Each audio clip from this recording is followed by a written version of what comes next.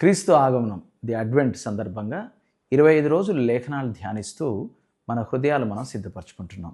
ఇది 13వ రోజు. ఈరోజు మన అంశము సత్రంలో స్థలం లేదు. లూకాసు వార్త 2వ అధ్యాయం 7వ వచనం. తన తొలిచూలు కుమారుని కని పొత్తిగుడ్డలతో చుట్టి సత్రంలో వారికి స్థలం లేనందున ఆయనను పశువుల తొట్టిలో పరుండబెట్టెను.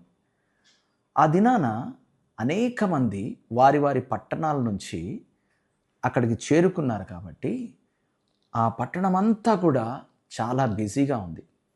తీరిక లేని జనం. తీరిక లేని విషయము మన జీవితంలో దేవుని సన్నిధి అనుభవించడానికి అవకాశం ఇవ్వకుండా చేస్తుంది.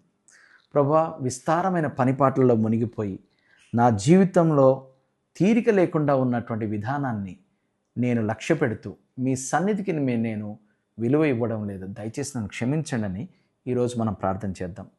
అనవసరం అనుకున్నటువంటి ఒక విషయాన్ని పక్కన పెట్టి ఆ సమయాన్ని ప్రభు సన్నిధి కొరకు మనం కేటాయిద్దాం.